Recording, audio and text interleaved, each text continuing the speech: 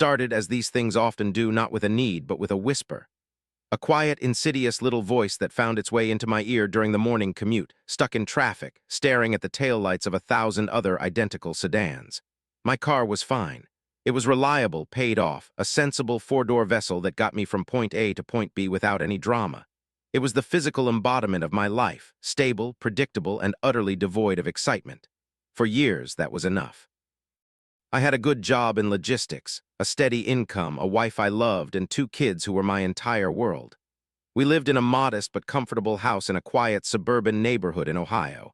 We had a budget, we stuck to it, we put a little away for retirement, and we had enough for a decent family vacation once a year. It was the American dream, or at least a sensible paperback version of it.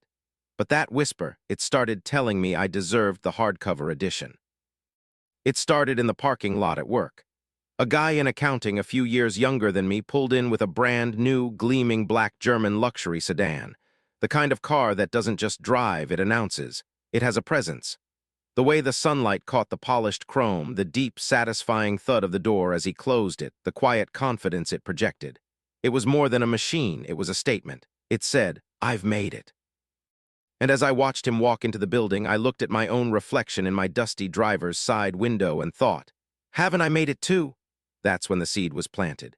It began with casual browsing online during my lunch breaks. Just looking, I told myself. It was harmless, like window shopping. I'd configure models, choosing the engine, the trim, the color, deep metallic blue, cognac leather interior, the panoramic sunroof. I knew the specs by heart, the horsepower, the torque, the 0 to 60 time. It became a little fantasy, a mental escape from endless spreadsheets and shipping manifests. I never spoke about it to my wife. How could I? We were a team, and our financial plan was built on mutual goals and shared sacrifices. Bringing up a $60,000 car would have been insane. It wasn't in the budget. It wasn't even in the same universe as our budget. Our budget was for braces, college funds, and fixing the leaky faucet in the guest bathroom. It was a budget built on reality, not on the aspirational gloss of a car commercial. But the whisper grew louder. It started pointing things out. The way my boss looked at the senior manager who drove a similar car, the subtle shift in demeanor, the unspoken respect. I started to believe, truly believe, that this wasn't just about a car. It was an investment. An investment in my career and my image, in how the world perceived me. If I looked more successful, I'd feel more successful, and then I would be more successful. It was a flawless, if completely invented, logic. The first time I mentioned it to my wife, I tried to be casual. We were doing dishes one night, the kids were asleep, and the house was quiet. I said something like, "You know, my car's getting a little old. Maybe it's time to start thinking about an upgrade." She agreed absent-mindedly. "Yeah, maybe next year we can look at a newer used model, something with better gas mileage." That wasn't what I meant. A newer used model wasn't the statement I was trying to make. I wanted the thud of that solid German door. I wanted the smell of new leather. I wanted the feeling of gliding down the highway, insulated from the world in a cocoon of engineering and luxury. I let it drop for a few weeks, but the obsession was consuming me. I started seeing the car everywhere. It was like the universe was taunting me. I'd be at a red light and one would pull up next to me, its engine a low, confident purr compared to my car's practical hum. So I tried a different tactic. I framed it as a matter of safety and reliability. "This new model has incredible safety ratings," I'd say, showing her an article on my phone. "Think of the kids, and with my commute, I need something that won't break down." It was a low blow using the kids, and I knew it. My current car had never once broken down, but I was desperate. The desire for this thing was like a fever. She was skeptical. She's the practical one, the one who keeps us grounded. She brought up the numbers, our carefully planned budget, the towering cost. "How could we possibly afford that?" she asked, her voice laced with genuine confusion. "The monthly payment would be more than our first mortgage payment was." And that's when I deployed my final, most convincing argument, my finances. I had recently received a small promotion and a modest raise. I exaggerated its significance. I talked about potential bonuses. I used financial terms I barely understood myself, words like leveraging assets and strategic debt for career advancement. I made it sound not like a reckless purchase, but like a shrewd financial move. I showed her a pre-approval letter from an online lender, the numbers stark and terrifying, but I presented them with such confidence that I almost believed my own hype. The monthly payment was just under $1,500. $1,500 a month for a car. I glossed over that part, focusing instead on the low interest rate I'd supposedly secured. "It's a great deal," I said, my heart pounding. "It's a sign." The discussion went on for weeks. It became the central tension in our house. There were nights of strained silence, nights of heated arguments where she would tearfully ask me why this was so important, why I was willing to risk our financial security for a status symbol. And I, in my deluded state, would argue back that she just didn't understand, that she wasn't seeing the bigger picture. I was relentless. I wore her down. I think in the end, she just got tired of fighting. She saw how much I wanted it, and because she loved me, she relented, albeit with a heavy heart and a look of deep unease in her eyes. "If you really think we can do this," she said one evening, her voice barely a whisper, "then okay. But please be careful, this scares me." I should have listened to that fear. I should have seen the warning in her eyes, but I didn't. I saw only a green light. The day I went to the dealership was one of the most vivid of my life. I went alone. I wanted the experience for myself. The moment I walked into the showroom, the smell of new cars, that intoxicating mix of leather, plastic, and polish, hit me like a drug. The salesman was smooth, a predator sensing a kill. He saw the hunger in my eyes. He didn't have to sell me. I was already sold. The test drive was a revelation. The power, the silence, the way it handled the road. It felt like I was piloting a spaceship, not driving a car. For those 15 minutes, I was the man I wanted to be. I was successful. I was powerful. I was important. Back in the dealership, sitting in the finance manager's office, the reality of the numbers should have been a splash of cold water, but my brain was swimming in dopamine. I signed the papers in a daze, a mountain of debt materializing with each stroke of the pen. A 72-month loan, 6 years, $1,500 a month. The total cost with interest was staggering. But I didn't see that. I saw the keys he pushed across the desk toward me, my keys. I walked out of that dealership and saw it parked out front, detailed and gleaming under the lights. My car. I sat in the driver's seat, the engine humming, and I felt a surge of triumph so powerful it almost made me dizzy. The first few weeks were pure bliss. I took the long way home from work. I drove it on weekends just for the sake of driving. I washed it by hand every Sunday in the driveway, a ritual of devotion. My neighbors were impressed. My colleagues at work noticed. The guy from accounting gave me a knowing nod. The statement had been made. I had arrived. My wife tried to share my enthusiasm, but I could see the worry lingering behind her forced smiles. When the first payment notification arrived, a cold knot formed in my stomach, but I pushed it away. This was the price of success, I told myself. This was the cost of the dream. I just had no idea then how high that cost would truly be, or that the dream I had chased so desperately was about to become a suffocating, relentless nightmare that would threaten to take everything else I truly valued along with it. The initial euphoria, that intoxicating high of new ownership, lasted for about 2 months. It was a fragile, shimmering bubble, and the first pinprick was the automatic withdrawal of $1,487.52 from our checking account. Seeing that number vanish in an instant felt different than seeing it on a piece of paper in a brightly lit finance office. It felt real. It felt heavy. I remember my wife looking at our online banking statement that evening, her face pale. She didn't say anything, but the silence was louder than any accusation. She just ran her hand through her hair and started quietly reworking our weekly grocery budget on a notepad. That was the first casualty, the little luxuries we never even thought of as luxuries. The premium brand of coffee she loved, the weekly pizza and a movie night with the kids, the occasional takeout when we were both too tired to cook. They were all silently erased from the budget, crossed out to make room for the car. I told myself it was temporary, just a small adjustment period. We were being more disciplined, more focused. That's what successful people do, right? They make smart sacrifices, but the sacrifices kept piling up. The kids' summer camps were next. We had always sent them to a great day camp for a few weeks, a place they loved with swimming and crafts and friends. This year, I had to sit them down and explain that we were going to have a fun summer at home instead. The disappointment in their eyes was a physical blow. My son, who was 8, just looked at me and asked, "Is it because of your new car, Dad?" I lied. I told him it had nothing to do with the car, that it was a different reason, some vague nonsense about saving for a big trip that I knew would never happen. Lying to my own son, that was new. The car, my beautiful symbol of success, was starting to feel less like a trophy and more like a tombstone in our driveway. The stress began to seep into the foundation of our marriage. Money had never been a major issue for us. We were always on the same page, a team. Now it was a minefield. Every purchase became a negotiation. A new pair of shoes for my daughter, a school field trip, even a slightly more expensive cut of meat at the grocery store would trigger a tense conversation later that night, whispered in our bedroom so the kids wouldn't hear. The phrases, "we can't afford that," and "is that really necessary?" became the soundtrack to our lives. I became defensive, irritable. The car was my decision, my responsibility, and any questioning of our finances felt like a direct attack on my judgment. "We just have to tighten our belts for a little while," I'd insist. "I'll pick up more overtime. My bonus is coming at the end of the year. It will all even out." But the overtime wasn't as readily available as I had hoped, and the promised bonus was looking less and less certain due to some company-wide restructuring. My income, which had seemed so solid when I signed the papers, now felt precarious. The pressure was immense. At work, I was no longer the confident, rising star I had imagined myself to be.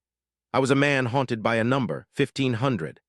I found myself constantly doing mental math, calculating and recalculating our expenses, trying to find some hidden surplus that didn't exist. I started skipping lunch with my colleagues, pretending I had to work through, when the reality was I couldn't justify spending $10 on a sandwich. I'd eat a squashed granola bar from my desk drawer instead, the irony not lost on me as I stared out the window at my $60,000 car in the parking lot. Then came the first unexpected expense. A water heater in our basement decided to give up the ghost, flooding a small section of the finished rec room. It wasn't a catastrophe, but it was a $2,000 problem that we didn't have. In the past, this would have been an annoyance. We would have used our emergency fund, complained about the timing, and moved on. But our emergency fund had been systematically drained to cover the shortfall between our income and our expenses for the last few months. It was empty. The conversation with my wife that night was the worst we'd ever had. There were tears, accusations. "I told you this would happen," she said, her voice cracking with a mixture of anger and fear. "I told you we had no cushion, no room for error. What are we supposed to do?" I felt a crushing sense of shame. She was right. I had gambled with our family's security, and I had lost. Instead of admitting my mistake, I doubled down. I got defensive. I felt like a cornered animal. I did something I had never done before. I applied for a credit card without telling her. I told myself it was a temporary solution, a bridge loan to get us through this rough patch, just to pay for the water heater. I'd pay it off as soon as my bonus came in. The plastic card arrived in the mail a week later, a sleek and dangerous little enabler. Paying the plumber with it felt both like a relief and a profound betrayal. It was the first secret debt, the first crack in the trust that had been the bedrock of our marriage. The car itself started to lose its luster. The joy of driving it was replaced by a constant, low-grade anxiety. Every pebble that kicked up from the road sounded like a $1,000 repair bill. Every new rattle or squeak sent a jolt of panic through me. I became obsessed with protecting it, parking it in the farthest corner of every parking lot, away from other cars. It wasn't just a car anymore. It was a fragile $60,000 albatross around my neck. And the insurance. I hadn't properly factored in the massive increase in our insurance premiums. It was hundreds of dollars more per year, another expense we hadn't budgeted for. It was another straw on the camel's back.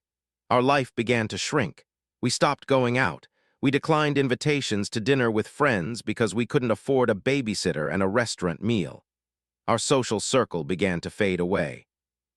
We were isolated in our quiet house, the silence punctuated only by the hum of the refrigerator and the unspoken tension between us. The car sat in the driveway, a monument to my folly. It represented a life we were pretending to have, while the reality inside our home was one of growing desperation and fear. I would sometimes sit in it late at night, in the dark, the engine off. I'd run my hands over the smooth leather of the steering wheel and try to remember that initial feeling of triumph, of power. But I couldn't summon it anymore. All I could feel was the suffocating weight of the debt, the strain on my marriage, the disappointment in my children's eyes. I had chased a dream, but in the process I had turned my own life, the real, tangible life I already had, into a nightmare.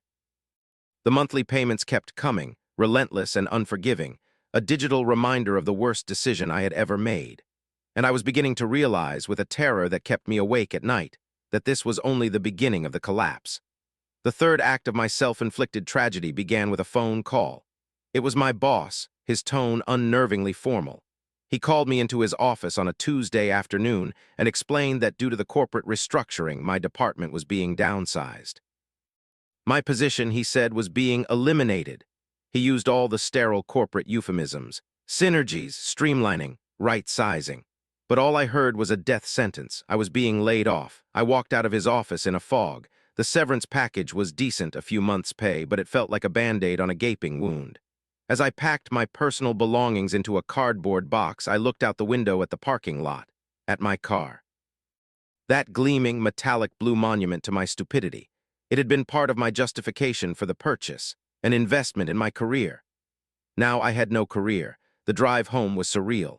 I was piloting this high-tech machine, a symbol of wealth and success, but I was just another unemployed man, my world crumbling around me. When I pulled into the driveway, my wife was outside gardening. The look on her face when she saw me home early with a box in my hands is seared into my memory. The color drained from her cheeks. She knew. That night was a blur of panic and despair. The carefully constructed facade I had built came crashing down. The secret credit card, the dwindling savings, the truth of our financial precarity, it all came out in a torrent of shame-filled confessions. She didn't yell. That would have been easier. Instead, she just looked at me with a profound, soul-crushing disappointment. It was the look of someone realizing the person they trusted most had not only failed them, but had lied to them repeatedly. "What have you done?" she whispered, and I had no answer. The next few months were a living hell. The severance money disappeared at an alarming rate, swallowed whole by the mortgage, the utilities, and of course, the $1,500 car payment. That payment was the anchor that was pulling us under. We couldn't defer it. We couldn't escape it. It was a contractual obligation, a monthly reminder of my hubris. I applied for jobs relentlessly, sending out hundreds of resumes, networking, going to interviews. But the market was tough, and my confidence was shot. Every rejection felt like another confirmation of my failure as a husband, as a father, as a man. The tension in the house became unbearable. My wife, out of sheer necessity, took on a second job, working nights as a waitress after her day job as a school secretary. She would come home late, exhausted, her feet swollen, smelling of grease and disinfectant. I would be there, having spent another day in front of the computer, another day of fruitless searching. The role reversal was emasculating. I was the one who was supposed to provide, and instead I was watching my wife work herself to the bone to pay for my mistake. She never explicitly blamed me, but the resentment hung in the air, thick and suffocating. We were like two strangers sharing a house, our conversations reduced to logistical necessities. The car itself became an object of pure hatred for me. I stopped driving it. Taking it out felt like rubbing salt in my own wound. It sat in the garage, collecting dust, a $60,000 paperweight. One Saturday, the battery was dead. I remember just staring at the silent engine, not even feeling anger, just a cold, hollow emptiness. A perfect metaphor for my life. The calls started soon after. First, polite reminders from the auto finance company. Then more insistent, demanding calls. My name, once a source of pride, became something I dreaded hearing when I answered the phone. I started missing payments. First one, then another. The late fees and penalties piled up, the debt growing even as the car sat idle. We sold what we could. My old watch collection, my wife's grandmother's jewelry, a decision that still haunts me, the kids' game console. Each item leaving the house felt like a piece of our life being stripped away. We were in a full-blown financial crisis, a debt spiral that was spinning faster and faster. The secret credit card I had taken out was maxed out, its interest rate now a predatory 25%. I was getting cash advances from one card to make minimum payments on another, a desperate, foolish game of robbing Peter to pay Paul. The lowest point came one evening in late autumn. My wife came home from her waitressing shift, found me staring at a pile of past-due notices on the kitchen table, and she just broke. It wasn't loud or dramatic. It was a quiet, complete unraveling. "I can't do this anymore," she said, her voice devoid of all emotion. "I can't live like this. I look at you and I don't even know who you are." She packed a bag for herself and the kids and went to stay with her sister. The silence in the house after they left was absolute. It was the sound of total failure. I spent the next 3 days alone in that empty house with nothing but the company of my regrets and the gleaming blue monster in the garage. I walked around the house, touching my kids' toys, looking at family photos, realizing what I had truly put at risk. It was never about the money. The money was just a tool I had misused. What I had gambled with and what I was on the verge of losing was my family, my everything. I would go into the garage and just stand there looking at the car. It was so beautiful, so perfectly designed, and so utterly meaningless. It was a machine, a collection of metal, plastic, and glass, and I had worshipped it. I had sacrificed my family's peace and security on its altar. On the third night, I sat in the driver's seat of the car, the interior still smelling faintly of leather. I didn't try to start it. I just sat in the dark and cried. Not for the loss of my job or the mountain of debt, but for the loss of trust, the loss of my wife's smile, the loss of the simple, happy life I had torched in pursuit of a hollow image. I knew then that I had to do more than just fix the financial mess. I had to fix myself. The car had to go. It was the first, most obvious, and most painful step. But it was more than that. I had to tear down the entire facade, confess every mistake, and surrender my pride completely. I had to prove that I was still the man my wife had married, not the foolish, ego-driven stranger I had become. The next morning, I called a dealership, not to trade up but to surrender. I asked them what they would give me for the car.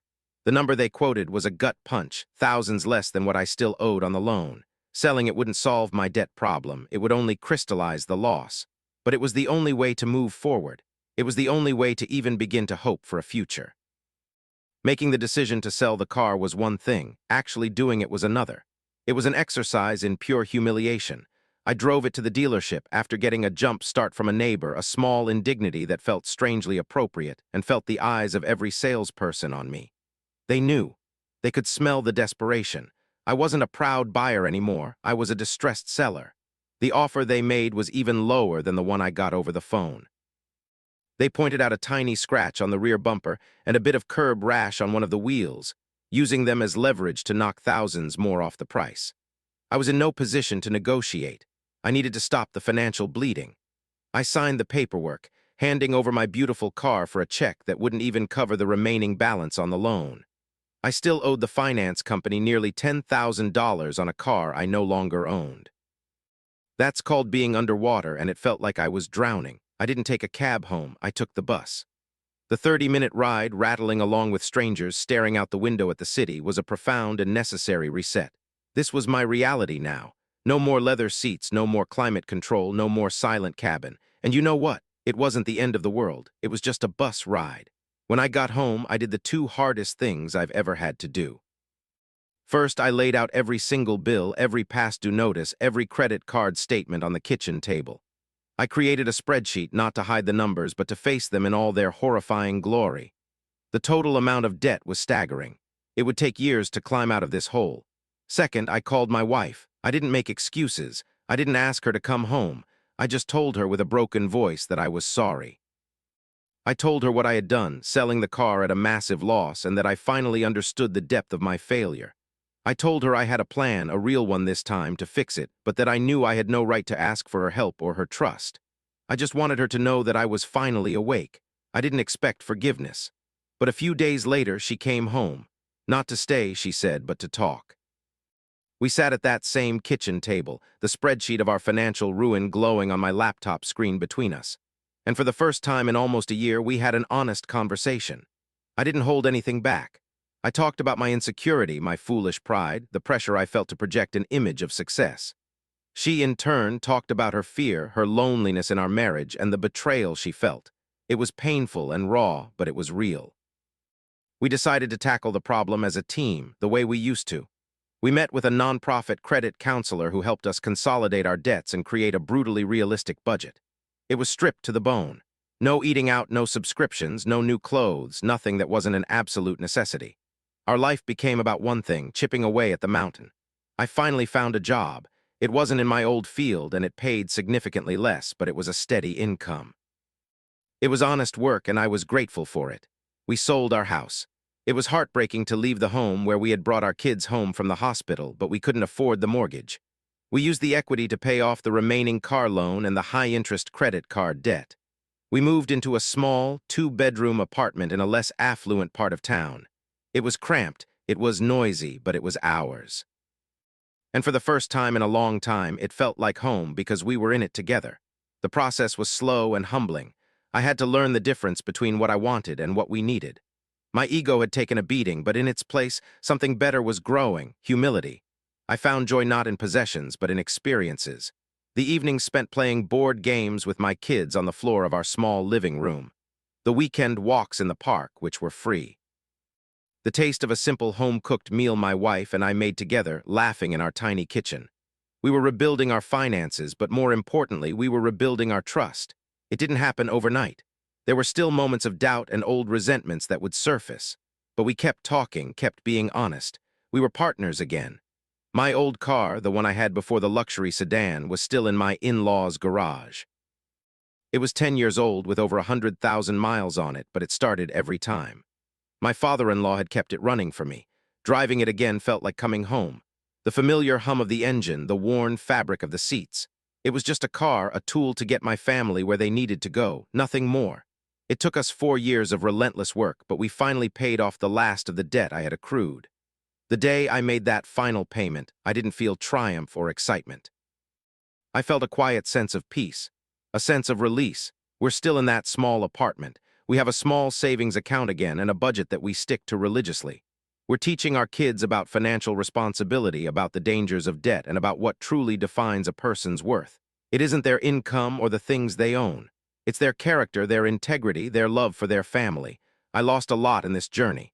I lost a house, a career, a significant amount of money. But in a strange way, I gained so much more. I lost my pride and found my humility. I lost my obsession with status and found the value of simplicity. I almost lost my family, but in fighting to win them back, I discovered a depth of love and partnership I had previously taken for granted. My life isn't glossy or impressive to outsiders anymore. There's no fancy car in the driveway to announce my arrival. But when I come home from my honest day's work, and my kids run to hug me, and I see the genuine, untroubled smile on my wife's face, I know with a certainty that fills my entire soul that I am the richest man in the world. Thanks for listening to my journey. Now I'd like to invite you to be part of it. What moment in your own life changed the way you saw someone or something forever? Share it in the comments below. It might be the exact story someone else here needs to read.